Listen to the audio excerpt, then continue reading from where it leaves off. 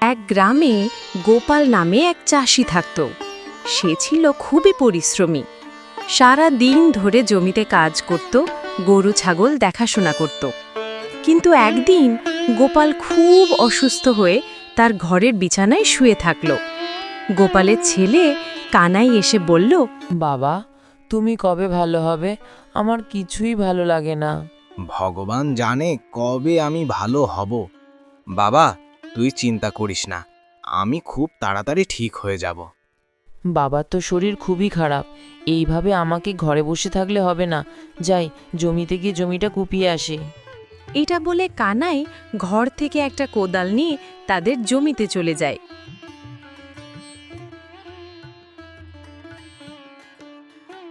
পুরো জমিটা সে কুপিয়ে ফেলে সারা দিন ধরে। সন্ধ্যার আগে বাবার কাছে এসে বলে, বাবা, বাড়িতে তো অল্প একবেলা খাওয়ার মতো চাল আছে, আলু সবজি কিছু তো নেই। হ্যাঁ, ঘরেতে কিছুই নেই। রাতে কি খাওয়া হবে সেটাই তো ভাবছি। বাবা, আমি এখন কি বাজারে গিয়ে কিছু সবজি আলু কিনে আনবো? তুই তো একা কোনোদিন বাজারে যাসনি, একা যেতে পারবি? বাবা, আমি বাজারে যাবার পথ জানি, তুমি চিন্তা করো না, আমি যাব আর আসবো।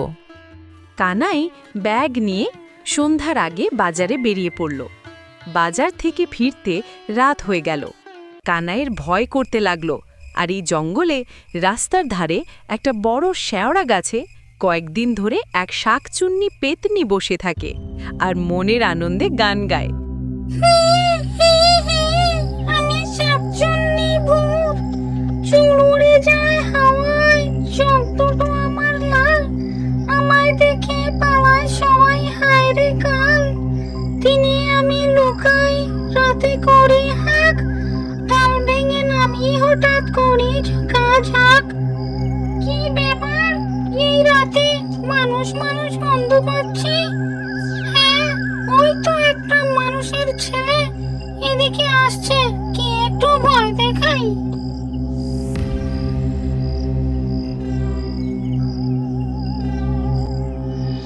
ভূত, ভূত, ভূত। তুই কে রে? এই রাস্তা দিয়ে এত রাতের বেলা একা কোথায় যাচ্ছিস? তুই জানিস না এই জঙ্গলের পথে রাতে কত বিপদ হতে পারে? আমি কানাই, ঘরে বাবা খুব অসুস্থ আর রাতে খাবার মতো কিছুই নেই, তাই আমি বাজারে গিয়েছিলাম। তা তোর ঘরে আর কেউ নেই, তুই বাজারে গিয়েছিস? না গো দিদিভাই, ঘরে কেউ নেই। কি, তুই আমার দিদি বললি? হ্যাঁ দিদি। কেউ আমায় দিদি বলে ডাকেনি আজ পর্যন্ত। তা তুই ডাকলি যখন আমি তোর কিছু দিচ্ছি। ট্যাং ট্যাং ঘ্যাচ ঘ্যাচ, কুমড়োলা ভাব গ্যাস গ্যাস, ঝুমা ঝুম টুমা টুম, টাকার থলে ঝপা ঝম, হি হি হা হা, চুরুরু ধপা ধপ, চিক চিক টপ টপ, থলেতে টাকা আয় ঝপা ঝপ, আয় টাকা আয় টাকা আয়। নে, এইবার তোর হাতটা এদিকে কর আর এই টাকার থলেটা নে। এই টাকার থলেটা নিয়ে আমি কি করব দিদি? এতে যে টাকা আছে তোদের অনেক দিন চলে যাবে। আজ থেকে তোদের দুর্ভাগা দিন শেষ, এবার আনন্দের দিন শুরু। এই থলেতে যত টাকা আছে তোদের সব সমস্যার সমাধান হবে। ধন্যবাদ দিদিভাই। দিদি, তুমি চলো আমাদের ঘরেতে। না রে, এইবার আমি যাই। কিছুক্ষণ দাঁড়িয়ে কানাই আনন্দে ঘরের পথে হাঁটা ধরল।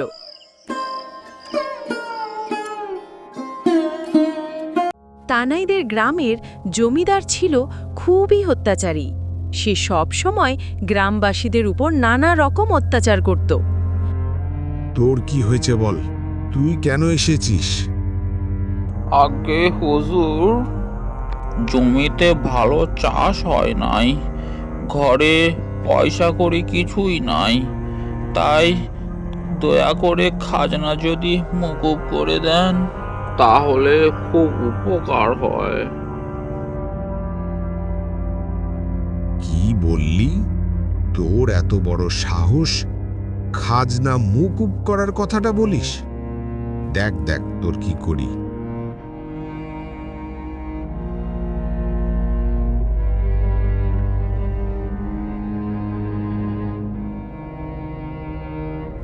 জমিদারির এই অত্যাচারের কথা গ্রামের সবার কাছে ছড়িয়ে পড়ল, আর কানাই জানতে পেরে ভাবতে বসে গেল কিভাবে এই অত্যাচারী জমিদারকে শায়েস্তা করা যায়।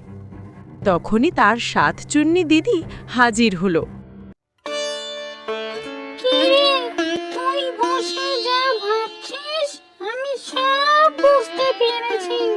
তুই কিছু চিন্তা করিস না, আমি আজ রাতে ওই বদমাস অত্যাচারী জমিদারকে এমন শাস্তি করব এটা কোনোদিন ভুলবে না। এখন যাই। কানাইয়ের বাবা গ্রামবাসীদের সহযোগিতায় ভালো সুস্থ হয়ে গেল আর সবার সাথে কথা বলতে লাগলো।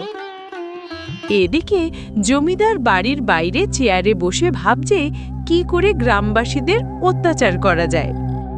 গ্রামবাসীদের খুব সাহস হয়েছে। এখন থেকে যারা খাজনা ধারে সুদ দিতে পারবে না, তার খেতে তারা এসে আমার জমিতে চাকর খাটবে।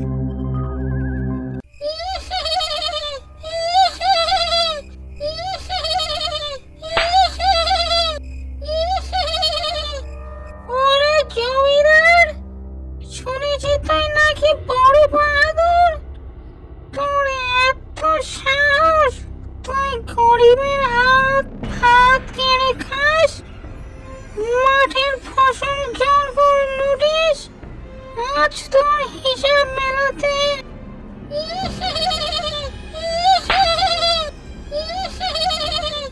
আমি শাকচুন্নি এসেছি। আজ তোর ঘাড় মোটকে রক্ত চষে ভূত রাজ্যে চালান করে দেব। গরিবের কান্না নিয়ে খেলা, এখন থেকে শুধরে যা। এর পরে যদি শুনি তাহলে তোর কপালে অনেক দুঃখ কষ্ট নেমে আসবে।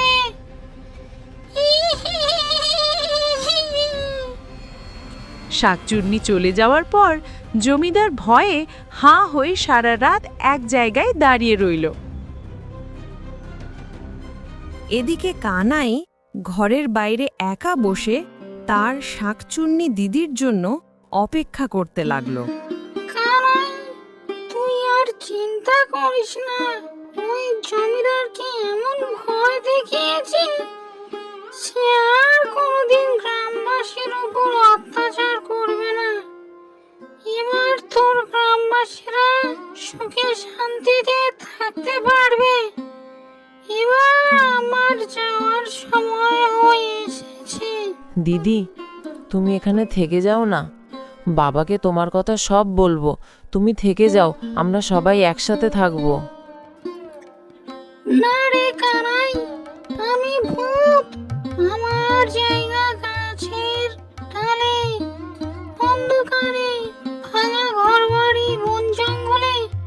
তুই মানুষ, তোর আলো আছে, আমি শুধু ছায়া।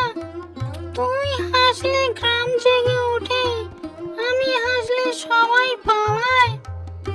আর ব্রহ্মদত্তি দাদু আমার জন্য খুব চিন্তা করছে।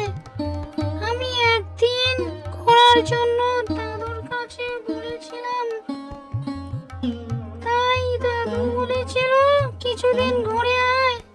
এখন আমার সময় হয়ে এসেছে, আমি চলে যাই।